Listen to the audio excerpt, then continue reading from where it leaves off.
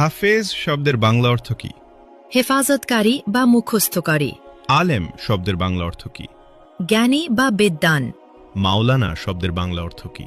ধর্মীয় নেতা বা অভিভাবক। মুফতি শব্দের বাংলা অর্থ কি? ধর্মীয় আইন বিশেষজ্ঞ। শয়তান সবচেয়ে বেশি কাকে ভয় পেতেন? হযরত উমর রাদিয়াল্লাহু। হাদিসে কাকে সর্বশ্রেষ্ঠ মানুষ বলা হয়েছে? যে কোরআন শেখে ও অন্যকে শেখায়। সালাতের পর কি পড়লে গুনাহ মাফ হয়? আস্তাগফিরুল্লাহ। হযরত মুহাম্মদ সাল্লাল্লাহু আলাইহি ওয়াসাল্লামের সাথে সর্বপ্রথম কোন প্রাণী কথা বলেছিল? উট। নফল শব্দের অর্থ কি? ঐচ্ছিক ইবাদত। রাসূল শব্দের অর্থ কি? আল্লাহর প্রেরিত দূত। নবী শব্দের অর্থ কি? ওহীপ্রাপ্ত বার্তাবাহক। হালাল শব্দের অর্থ কি? বৈধ বা অনুমোদিত। হারাম শব্দের অর্থ কি? নিষিদ্ধ কাজ। স্বামীর নাম ধরে ডাকলে অমঙ্গল হবে।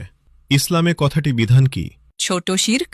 খাবার খাওয়ার সময় সালাম দেওয়ার বিধান কি? জায়েজ।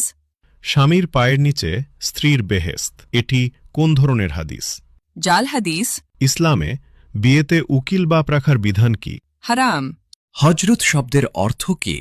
মহামান্য, সম্মানিত। মোহাম্মদ শব্দের অর্থ কি? প্রশংসনীয়। কিয়ামত শব্দের অর্থ কি? মহাবিচারের দিন। জন্ম শব্দের অর্থ কি? আগমন। মৃত্যু শব্দের অর্থ কি? সমাধি। জিন কিসের তৈরি? ধোয়াবিহীন আগুন। মানুষ কিসের তৈরি? মাটির। ফেরেশতাগণ কিসের তৈরি? নূর। পশু পাখি কিসের তৈরি? পানি ও মাটি। শয়তান কিসের তৈরি? ধোয়াবিহীন আগুন। মিকাইলের দায়িত্ব কি? রিজিক ও বৃষ্টি। ইসরাফিলের দায়িত্ব কি? সিঙ্গায় ফুক দেবেন। জিব্রাইলের কাজ কি? ওহি পৌঁছানো। আজরাইলের দায়িত্ব কি? মৃত্যু দেওয়া। কিয়ামতের দিন সিঙ্গায় কয়বার ফুঁক দেওয়া হবে? 2 বার। হজরত সুলাইমান আলাইহিসসালামের কতজন সন্তান ছিল? 1 জন। হজরত দাউদ আলাইহিসসালামের কতজন সন্তান ছিল? 19 জন। হজরত মুহাম্মদ সাল্লাল্লাহু আলাইহি সাল্লাম এর কতজন সন্তান ছিল? 7 জন। 3 পুত্র 4 কন্যা। কোন নবী এখনো জীবিত আছেন? হযরত ঈসা আলাইহি ওয়াসাল্লাম। হযরত মুহাম্মদ সাল্লাল্লাহু আলাইহি ওয়াসাল্লামের নিজ হাতে তৈরি মসজিদ কোনটি? মসজিদুল কুবা। কোন নবী সবচেয়ে বেশি দিন জীবিত ছিলেন?